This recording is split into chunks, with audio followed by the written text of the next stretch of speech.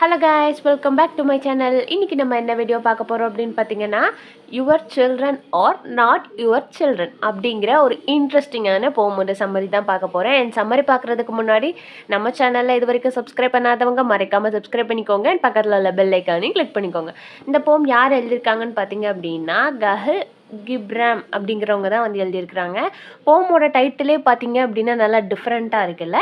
Your children are not your children, அதாவது நம்மளோட குழந்தைங்க எல்லாமே வந்து நம்ம குழந்தைங்க இல்லையா, பெற்றால் தான் பிள்ளையா அப்படிங்கிற மாதிரியான கான்செப்ட். ஆனால் வந்து அப்படி இல்லை. அதே மாதிரி ஒரு டிஃப்ரெண்ட்டான கான்செப்டாக இருக்கும்னு வச்சுக்கோங்களேன். ஆனால் யோசிச்சு பார்த்தா வந்து இந்த கான்செப்ட் வந்து கரெக்டாக தான் இருக்குமோ அப்படின்னு சொல்லிட்டு நம்மளே திங்க் பண்ணுற மாதிரி வந்து ஒரு சூப்பர்வான போம். ஸோ வந்து போமுக்குள்ளே போயிடலாமா? போமுக்குள்ளே போகிறதுக்கு முன்னாடி ஒரு குட்டி ஆத்தர் இன்ட்ரோ பார்த்துடலாமா?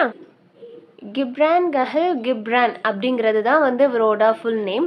அண்ட் பார்த்தீங்க அப்படின்னா ஒரு 6th January 1883 பிறந்திருக்கிறாரு. American writer, poet and visual ஆர்டிஸ்ட்டும் கூட.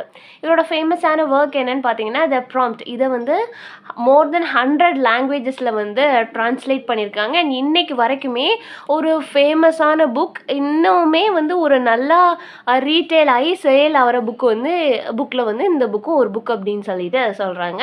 இவர் April 10, 1931 வந்து இறந்துருக்குறாங்க. அண்ட் போம் பற்றி ஒரு குட்டி இன்ட்ரோ பார்த்தலாமா? இந்த போம் வந்து ஆன் சில்ட்ரன் அப்படிங்கிற ஒரு போம் லெபேஸோட போமில் வந்து வந்திருக்குன்னு சொல்கிறாங்க. அண்ட் அதுக்கப்புறம் தான் வந்து நம்மளோட கஹில் வந்து 1926 வந்து பப்ளிஷ் பண்ணியிருக்காரு. அவரோட நாவலில் ப்ராம் ஹெட் நம்ம பார்த்தோம்ல, அவரோட ஃபேமஸான ஒர்க்குன்னு, அதில் வந்து இந்த போமும் வந்து வந்திருக்குன்னு சொல்கிறாங்க.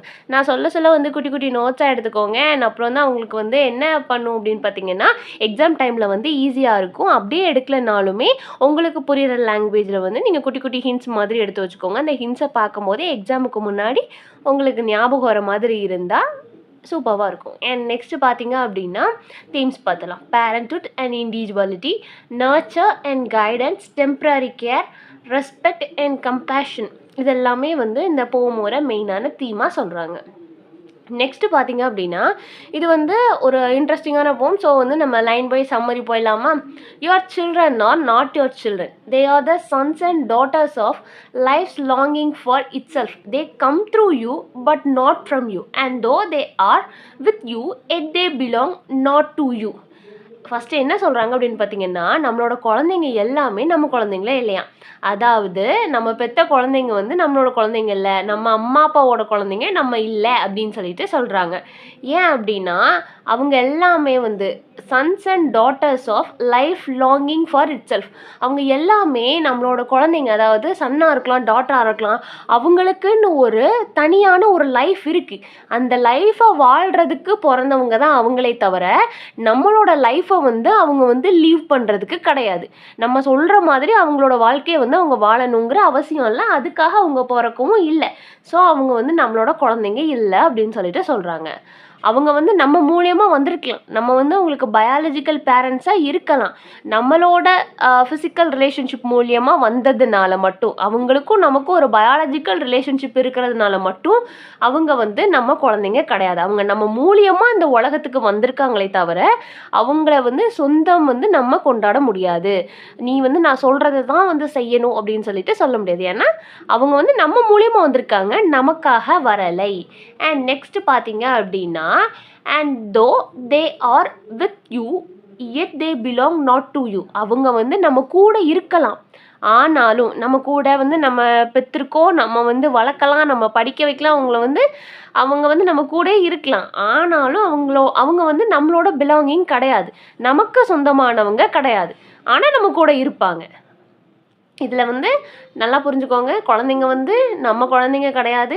அண்ட் அவங்கவுங்களுக்கு தனியாக ஒரு லைஃப் இருக்குது, அதை வாழ்கிறதுக்கு தான் அவங்க வந்திருக்காங்க. அவங்க வந்து நம்ம மூலியமாக வந்திருக்கலாம், ஆனால் நமக்காக வரல. நம்ம கூட இருந்தாலுமே அவங்க வந்து நம்மளோட பிலாங்கிங்ஸ் இல்லைன்னு சொல்கிறாங்க. You May give them your love but not your thoughts, for they have their own thoughts. You may have house their bodies but not their souls. இதில் என்ன சொல்கிறாங்க அப்படின்னு பார்த்தீங்கன்னா, பொயட் வந்து ரொம்ப மைன்யூட்டாக வந்து லைஃப்பை வந்து லீவ் பண்ணி இந்த லைன்ஸ் எல்லாமே எழுதியிருப்பாரு. ரொம்ப பியூட்டிஃபுல்லாக நம்மளே திங்க் பண்ணுற அளவுக்கு இந்த லைன்ஸ் எல்லாம் இருக்கும், கேளுங்க. You may give them your love but not your thoughts, நம்மளுடைய லைஃப்ல எல்லாமே வந்து எப்படி இருக்கும் அப்படின்னா, நான் டாக்டர் ஆகலை, என்னால் டாக்டர் ஆக முடியல, என் பையனோ என் பொண்ணோ டாக்டர் ஆகணும், என்னால் கவர்மெண்ட் ஜாப் போக முடியல, அதுக்கு நிறைய ரீசன்ஸ் இருக்கலாம், ஆனால் என் பையன் வந்து கவர்மெண்ட் ஜாப் போகணும், என்னோட அப்பா அம்மா வந்து என்ன படிக்க வைக்கல, சீக்கிரமே எனக்கு மேரேஜ் பண்ணி கொடுத்துட்டாங்க, ஸோ என்னால் பண்ண முடியாததெல்லாம் என் பிள்ளைங்க பண்ணணும் அப்படின்னு நிறைய பேரண்ட்ஸ் சொல்லுவாங்க இல்லையா, அது எல்லாமே தப்பு அப்படிங்கிற மாதிரி சொல்கிறது தான் அந்த லைன். என்ன சொல்கிறாங்க அப்படின்னு பார்த்தீங்கன்னா, நம்மளோட குழந்தைங்களுக்கு நம்ம அன்பு காட்டலாம், அன்பு கொடுக்கலாம், அண்ட் நம்மளோட தாட்ஸை வந்து அவங்க கொடுக்கக்கூடாது. நான் ஸ்விம்மிங் கற்றுக்கணும்னு நினச்சேன், என்னால் முடியல, ஸோ என் பிள்ளைங்க செய்யணும். நான் டான்ஸ் ஆடணும்னு ஆசைப்பட்டேன், முடியல, ஸோ என் பிள்ளைங்க கற்றுக்கணும்.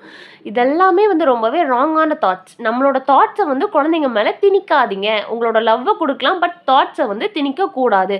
அவங்களுக்கு ஓன் தாட்ஸ் இருக்கும், அவங்களோட லைஃப்பில் வந்து அவங்களோட ஓன் தாட்ஸில் தான் வந்து அவங்க போகணும்னு சொல்கிறாங்க.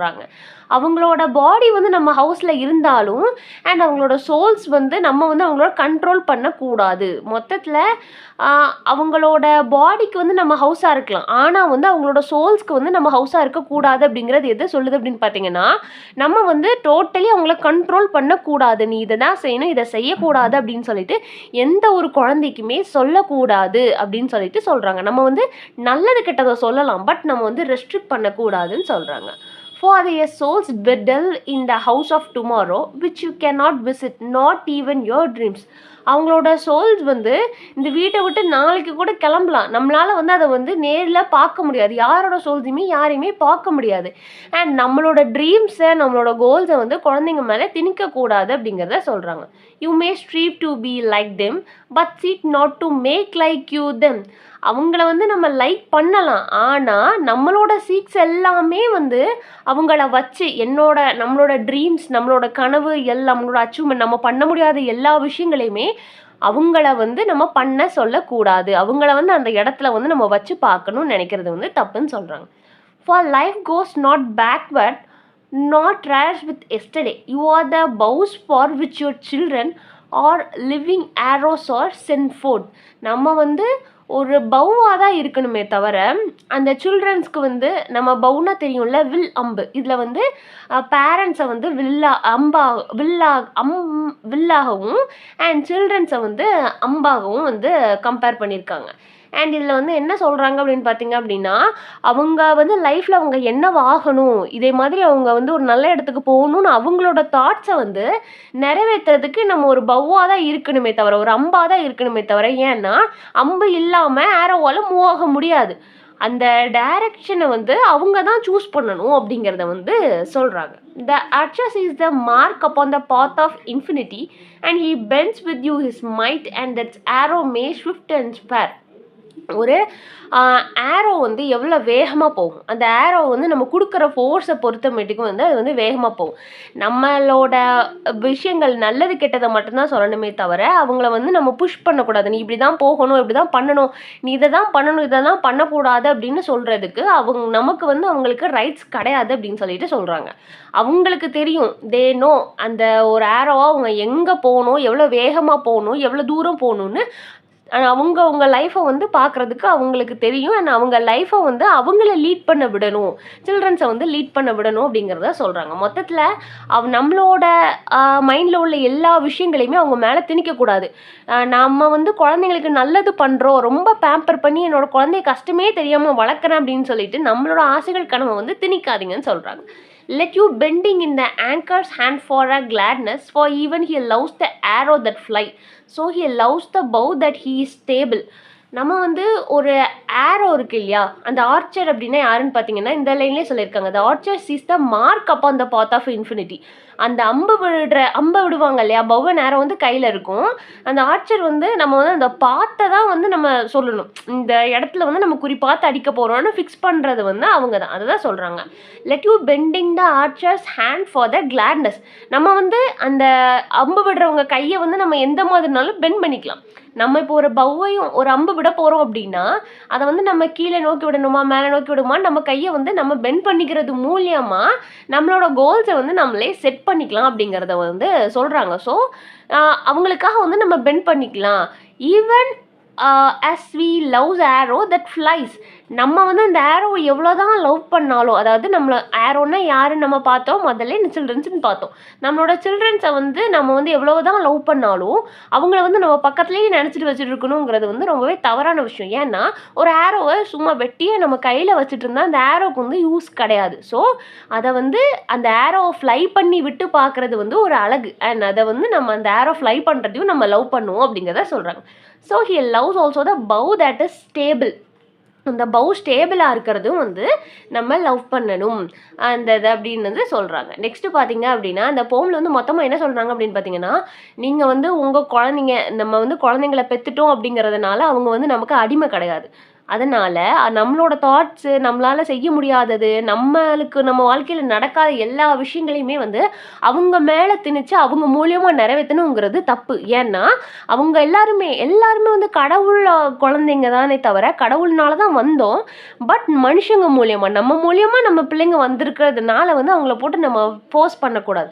அண்ட் இதில் வந்து ஒரு ஆரோவை வந்து சில்ட்ரனாகவும் பவ்வை வந்து பேரண்ட்ஸாகவும் வந்து கம்பேர் பண்ணி வந்து சொல்லியிருக்காங்க. ஸோ இதில் வந்து நம்ம தேவைக்கு ஏற்ப அவங்கள வந்து ஒரு கரெக்டான டைரக்ஷனில் வந்து நம்மளை கைட் பண்ணலாமே தவிர அவங்கள வந்து எந்த ஒரு விஷயத்தையுமே செய்ய ஃபோர்ஸ் பண்ணக்கூடாது அப்படின்னு சொல்லிட்டு சொல்கிறாங்க. அண்ட் நம்ம பிள்ளைங்களை வந்து நம்ம லவ் பண்ணலாமே தவிர அவங்கள வந்து நம்ம கண்ட்ரோல் பண்ணக்கூடாது. அவங்க சோல்ஸை வந்து நம்ம கூடயே வச்சுக்கணும், நம்ம கண்ட்ரோல் பண்ணி ஆசைப்படக்கூடாதுன்னு சொல்லி இந்த போமை வந்து முடிக்கிறாங்க. இந்த போம் வந்து பர்சனலி எனக்கு ரொம்பவே யோசிக்கிற மாதிரி இருந்தது. அண்ட் இந்த போம் வந்து கேட்கும்போது உங்களுக்கு எப்படி ஃபீல் ஆச்சு? நம்மளோட மெமரிஸ் எல்லாம் வந்திருக்கும் இல்லையா? நம்ம வந்து இன்ஜினியரிங் படிக்கணும்னு ஆசைப்பட்டிருப்போம். ஆனால் வந்து இங்கிலீஷ் லிட்ரேச்சரில் நம்மளை தள்ளி விட்டுருப்பாங்க. நம்ம வந்து ஏன்டா இங்கிலீஷ் படிக்கிறோம் அப்படின்னு தெரியாமல் வந்தவங்க இருக்கலாம். அண்ட் எதுக்காக வந்து இந்த டிகிரி எடுத்தோன்னு தெரியாத பேரண்ட்ஸ்னால ஃபோர்ஸ் பண்ணப்பட்டு வந்து நிறைய பேர் வந்து இங்கே வந்தேன், நான் இதுக்கு இந்த காலேஜில் ஜாயின் பண்ணேன், இந்த ஸ்கூலில் ஜாயின் பண்ணேன் அப்படின்னு சொல்லிட்டு யாராவது இருந்தீங்க அப்படின்னா மறக்காமல் கமெண்ட்டில் சொல்லிட்டு போங்க. அண்ட் சம்மரில் ஏதாவது டவுட் இருந்ததுன்னா மறக்காமல் கீழே கேளுங்க. அண்ட் வேறு ஏதாவது போகணும் அவளுக்கு சம்மரி வேணும்னா அதையும் கீழே கேளுங்க. தேங்க்ஸ் ஃபார் வாட்சிங். Subscribe for more videos.